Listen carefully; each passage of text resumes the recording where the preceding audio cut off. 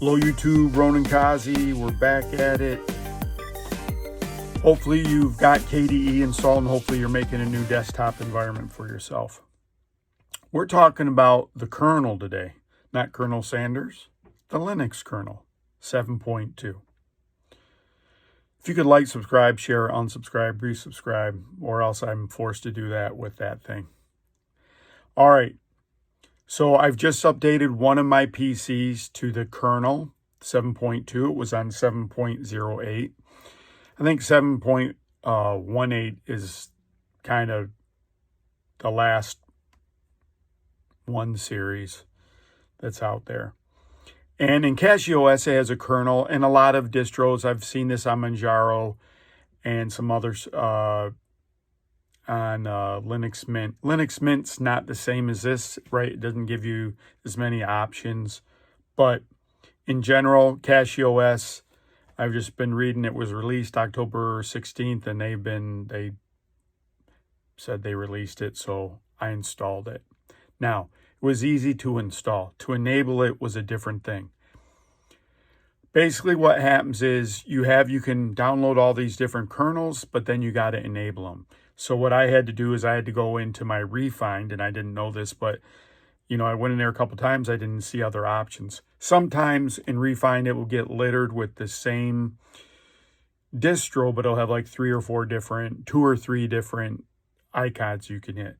What I didn't realize, what I learned today, is you could hit the tab button on that icon in Refind, and it will give you all the different kernel choices. So that's what I finally did. Can't do that on my Linux, my Legion Go, because the Legion Go boots right into desktop mode, and I've had to tell, hey, don't go into big picture mode, go into desktop mode.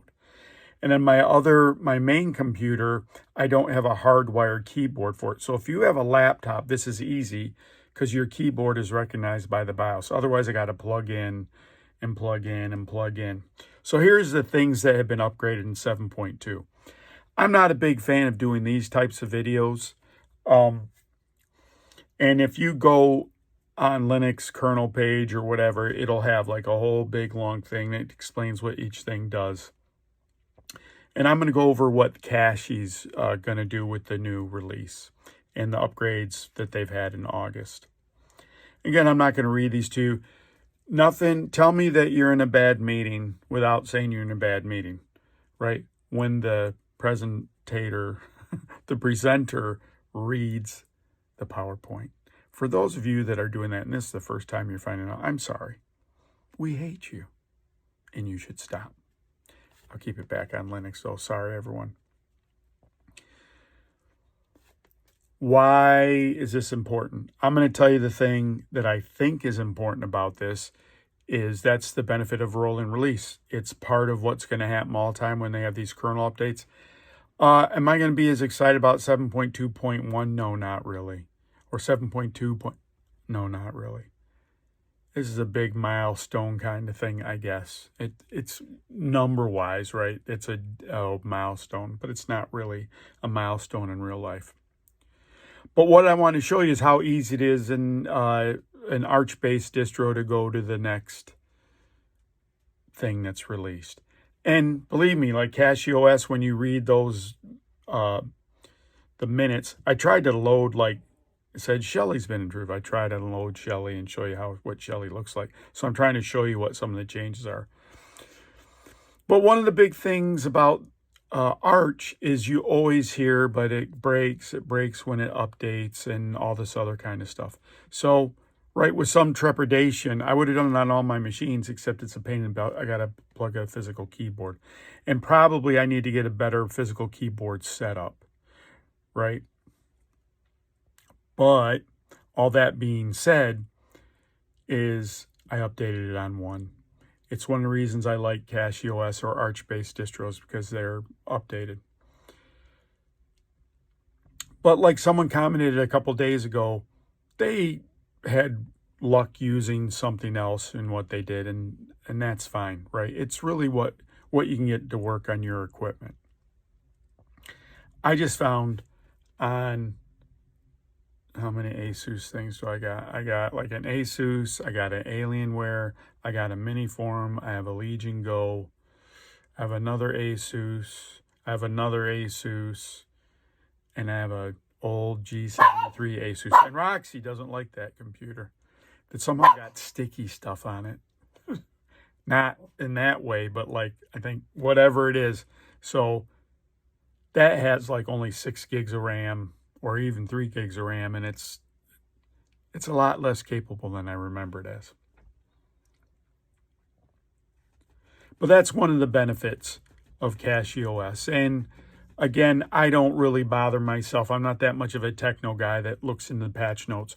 When I was on my job, when I used to be working at different places, or if I was a technician, those patch notes are great because usually the developer's like, yeah, this doesn't work with almost all new equipment. And you're like, what? The customer just bought it. But the Cachy folks have tested it out, and they're like, it's, if you really got to have it, you can get it. Kind of to swing back around on KDE. KDE has different application launchers so that you can mimic a genome. It's not exactly, but it's that style where the whole screen changes to icons and programs. Or like a XFCE where it's more just not as icon-y, it's more words. And, you know, with XFCE, you can do something on the top. With Mint, you can do stuff on the bottom. You can get it pretty close. And I said it's a rainy day project because I've told this story many times. I would have people, I'd have them do a PowerPoint for a presentation that we were doing to a customer about their part. And they would complain that I don't have the latest version of PowerPoint, so I can't do it. And then I'd be like, get in there and do it. And the other thing is, they'd spend hours. Well, this font, just get it working. So I got a bunch of different close enoughs working, 80-20. And then I found myself falling in that trap where I was like, well, if I just did one more thing. Obviously, I learned a lot. I know a lot more, and I can do it a lot faster now. But it fascinated me to make it look different ways. And then I thought about, what did I really want? How do I use it?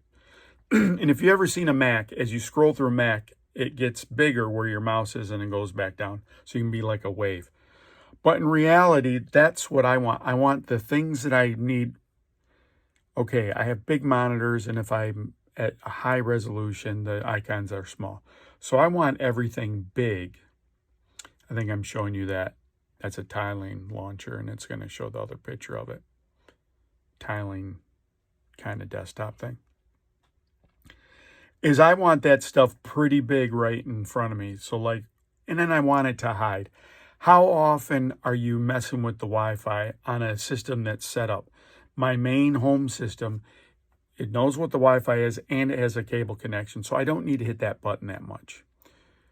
Same thing with the volume, it's on the keyboard. But there's some things like what's nice and convenient, OBS and Steam have little icons in the system tray that you can manipulate the program from there. So maybe having the system tray a little bit closer might be better. I always want to see what time it is. But really, on a lot of my desktops, you've seen some of these videos on the screen, I will put the system monitors, but you can put it right into a toolbar, and that was pretty cool. And then I had a clock, and then, you know, for whatever reason, because I'm old, I like the analog clock a little bit better. And I kind of made it for me where things are a lot bigger. They're not big all the time. Like half my screen is the system tray. I gotta really see that icon. It's not like that, YouTube, but I like it bigger. And then I have what it's called dodge windows. So once a window gets big, it automatically hides. But if there's no window taking the space, it's up there. So I really like that. I didn't do that for over a year with KDE, nearly a year. I think gosh, it's been a while now, right? Was it back in March? My other channel's been around a lot longer, but I think I went to Linux in March. I was looking at when I did my Legion Go. That was a leap of faith. Putting on a computer, Now, I didn't realize this. It's not so easy to go back to Windows, but I just assumed to be easy to go back to Windows. But that Legion Go, I'm like, how's it going to know to hit the buttons? It all worked out fine. Again, the message to everyone always is, not now more than ever, I'd say go to KDE and then mimic what you like, Windows, whatever. It's dumb easy. I'm just showing you how to update CachyOS again. And this is one of the things I like about Cachy versus, or Archbase versus other things. I don't want to see it hidden. I like seeing that it's, right? I like seeing that, right? That's one of the reasons I prefer Arch. I don't want a bar. I want to see that it's doing it. I know that's a text bar. But I don't just have this one thing going 30%, 40%. I don't want that. I want to see that stuff's moving and if there's any little messages or anything like that. So number one, you get any distro you want. I begrudgingly will allow you to get Mint now. You really should get an Arch-based, and really Cachy is just fantastic. Number two, I killed Garuda at one point because I didn't know how to do that stuff in KDE. Garuda's okay. It's really stylized and it gives you a lot of good ideas. But you get an Arch-based distro, you get Cachy, use KDE, and then you're going to make it to what you want. And one of the things in doing this, especially if you're coming from a Mac, you're used to certain things. Even in KDE, you can put the menu bar up top. Why would you ever want to do that? But obviously KDE made it so you can have all the menu bar just like a Mac. You can make it look and feel like a Mac. And you might like that because you're used to it. But really, and I'm not asking you to do this, but I'm like, how do I really want to do it? So I have bigger stuff in the middle. I'll probably show you that. But here's your Cachy. We're going to 7.2. I've installed it on one of my machines. It's working. It boots back up. So at this point, YouTube, I'm going to say bye.